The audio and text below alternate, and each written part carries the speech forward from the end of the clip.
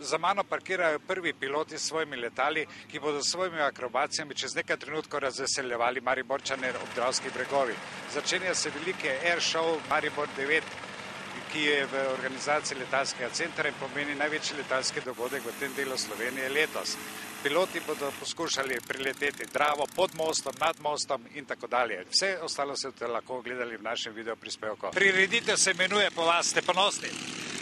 Ja, v bistvu samo en del prireditve in to je Peter Podlunšek Challenge.